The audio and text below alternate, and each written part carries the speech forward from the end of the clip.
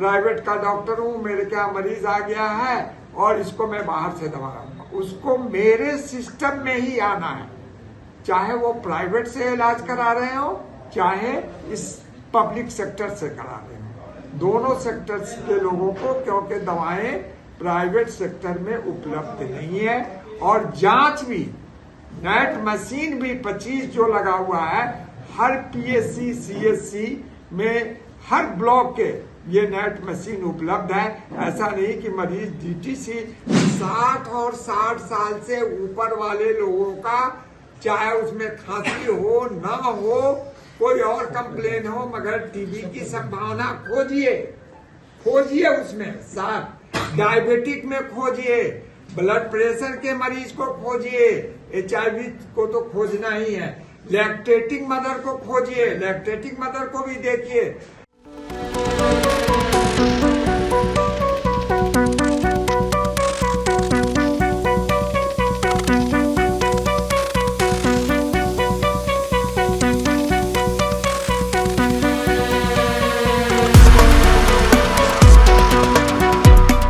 सीतामढ़ी के 52वां स्थापना वर्ष के अंतर्गत राष्ट्रीय यक्ष्मा अनुसंधान कार्यक्रम एवं काउंसलिंग शिविर का आयोजन सीतामढ़ी में किया गया, जिसमें यक्ष्मा जांच एवं परामर्श शिविर जो है उसको लगाया गया। इस शिविर के उद्घाटन में सीतामढ़ी के civil surgeon doctor Akhilesh Kumar और यक्ष्मा पदाधिकारी डॉक्टर जेड जावेद उपस्थित थे।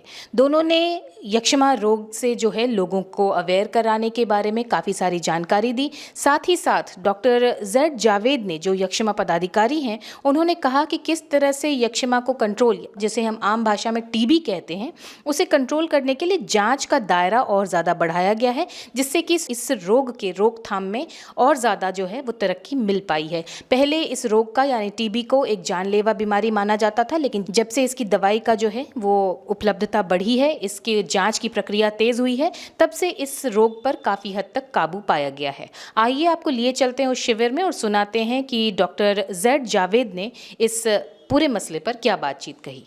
डी फार्मा स्टूडेंट्स, अब हो जाइए तैयार। आपके लिए है बहुत अच्छी खबर कि अब केवल डी फार्मा स्टूडेंट्स को ही मिलेगी फार्मासिस्ट की जॉब। तो ये कोर्स करने के लिए आपके पास है दो choices. DPS group of institutions के किसी भी कॉलेज में एडमिशन लेकर के आप घर बैठे कर सकते हैं ऑफलाइन कोर्स, या फिर आप कर सकते हैं ऑनलाइन क्लासेस। और उससे भी अच्छी बात ये है कि डीपीएस ग्रुप के कॉलेजेस जो कि हैं इन 5 शहरों में, रांची, दुमका, देवघर, मुजफ्फरपुर और सीतामढ़ी, इन 5 शहरों के किसी भी कॉलेज में एडमिशन लेकर आप किसी और शहर में बैठ करके ये कोर्स कर सकते हैं।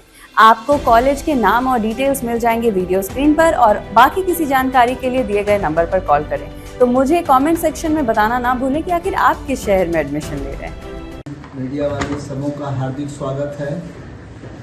आज आप लोगों को विशेष करके बुलाया गया है कि ट्यूबरकुलोसिस के बारे में doctor Z Javed CDO sir आप लोग को इसके बारे में डिटेल बताएंगे, और आप लोगों से अपेक्षा है इसको आप अपने प्रेस के जरिए, मीडिया के जरिए इसको प्रसारित करेंगे और लोगों को इसके बारे में जानकारी देंगे, ताकि जो सही बात है लोगों को जानकारी हो और उसका हम लोग जो डायग्नोसिस हो उसका सही से इलाज हो सके। धन्यवाद। थोड़े सा ह्यूमन रिसोर्सेज की कमी है, सर भी यहाँ मौजूद हैं, समझे ना। अब मरीजों को, टीबी मरीज जो एक ठो आएगा, उसको जांच करने में, समझने में, उसको काउंसलिंग करने में कम से कम 20 से 25 मिनट जाएगा। उसका ब्लड प्रेशर देखा जाएगा, उसकी जॉन्डिस देखी जाएगी, उसका एनीमिया देखा जाएगा, पैर का सूजन देखा जाएगा, पल्स देखा जाएगा, ऑक्सीजन लेवल कितना है, ये सब देखा जाएगा। और हमारे क्या MOTC की भी कमी है। एक सर से भी रिक्वेस्ट की है, सर ने भी एक्सेप्ट किया है। एक ऐसे ANM GNM को यहाँ देने जा रहे हैं सर, जो इन सब कामों को, एक तो नाम, पता, ये वो, आधार नंबर, उसके बाद bank account number, telephone number, ये सब लिखे उठेगा। एक ANM GNM ये काम करेगी, उसका पल्स, BP, ऑक्सीजन लेवल, समझे ना, पल्स कितना है, काउंट है, ये सब करेगी तो थोड़ा समय लगता है, 20 से 25 मिनट समय लगता है। Thank you. शब्द इस्तेमाल करते हैं कि जितना बार तालाब में जाल फेंकिएगा उतने अधिक मछली आप पकड़ पाएंगे। जांच का दायरा हमने बढ़ाया है। पहले जांच मेरा बहुत लिमिटेशन था, 17 ब्लॉक है, मगर मेरा नेट मशीन 25 है। कुछ अलग अलग जैसे सैयारा, सुतियारा, ये सब कुछ ब्लॉक हैं जहां हमने ब्लॉक से अलग एडिशनल पीएचसी पे भी हमने लगा रखा है। तो जैसे जैसे आप जांच बढ़ाएंगे आपको मरीज ज्यादा मिलेंगे। जैसे जैसे जाल फेंकेंगे मछली ज्यादा पकड़ी जाएगी, जाल ही नहीं फेंकेंगे तो मछली, तो इधर इंक्रीजिंग रेट रहा है, समझ गए ना। खास करके कोविड में तो लॉकडाउन हो गया था, उस समय जांचें बंद हो गई थी, सभी लोग बेहाल थे कोविड के वजह से। मगर अब कोविड के बाद जो जांच हुई, और दूसरा एक और बता दें कि पहले प्रिजम्पटिव टीबी 5-6 तरह के लोगों को माना जाता था कि इसमें टीबी हो सकता है, जिसको सरकार ने अब बढ़ा के क्या कर दिया, 39 लोगों को अब कर दिया क्या कि 60 और 60 साल से ऊपर वाले लोगों का, चाहे उसमें खांसी हो ना हो, कोई और कंप्लेन हो, मगर टीबी की संभावना खोजिए उसमें। साथ डायबिटिक में खोजिए, ब्लड प्रेशर के मरीज को खोजिए, HIV को तो खोजना ही है, लैक्टेटिंग मदर को खोजिए, लैक्टेटिंग मदर को भी देखिए, और प्रेग्नेंट वोमेन को भी देखिए, समझ गए ना। प्रेग्नेंट वोमेन को देखिए, उतना ही नहीं, स्मोकर को खोजिए,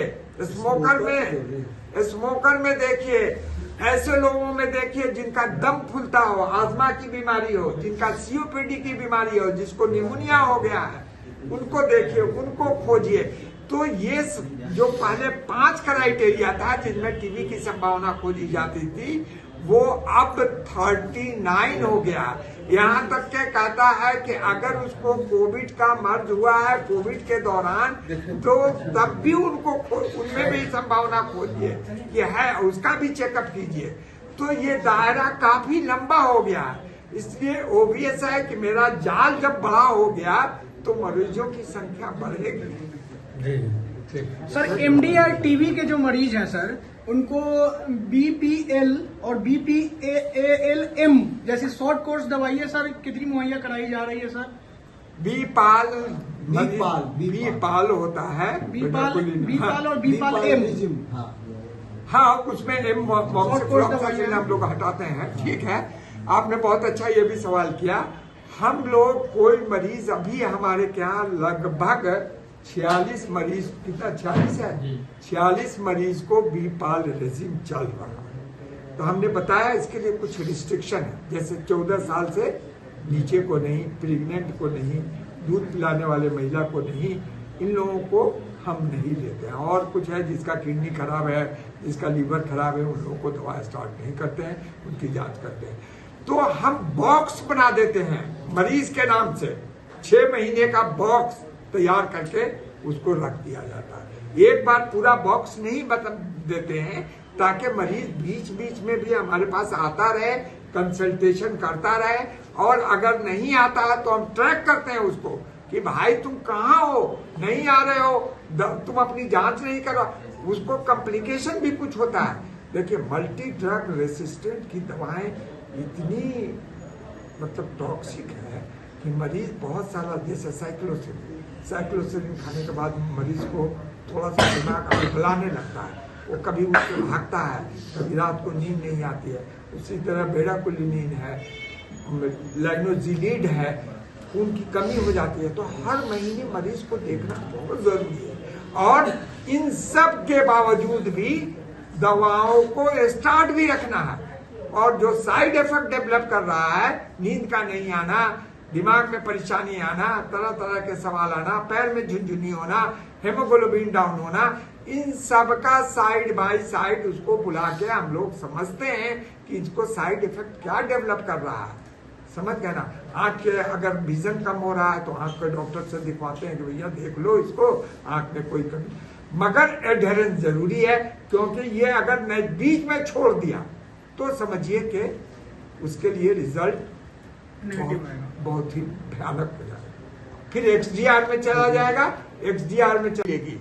उसका कहीं प्राइवेटाइजेशन नहीं है कि आप चलो भैया प्राइवेट का डॉक्टर हूं, मेरे क्या मरीज आ गया है और इसको मैं बाहर से दवा रहा हूं। उसको मेरे सिस्टम में ही आना है, चाहे वो प्राइवेट से इलाज करा रहे हो, चाहे इस पब्लिक सेक्टर से करा रहे हो, दोनों सेक्टर्स के लोगों को, क्योंकि दवाएं प्राइवेट सेक्टर में उपलब्ध नहीं है।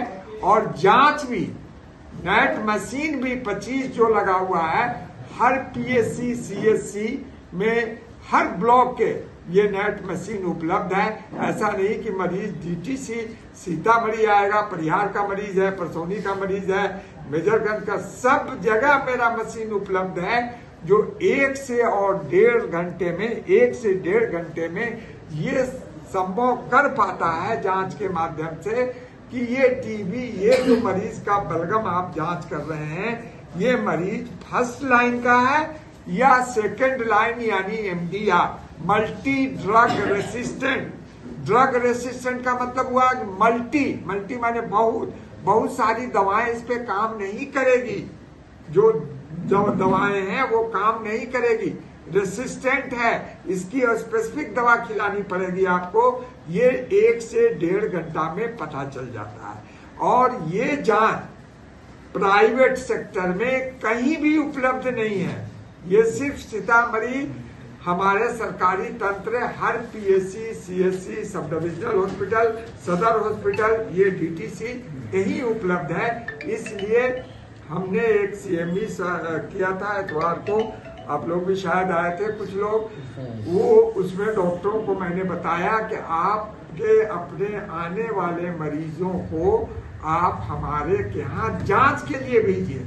मैं आपके मरीज को एक्सरेंच नहीं कर रहा हूँ, मैं उनके बलगम का जांच करके आप ही को रिपोर्ट दूंगा कि सर ये मरीज आपका फर्स्ट लाइन का है या सेकंड लाइन का है। मेरे यहाँ फर्स्ट लाइन की दवाएं भी उपलब्ध है, सेकंड लाइन की सारी दवाएं उपलब्ध है।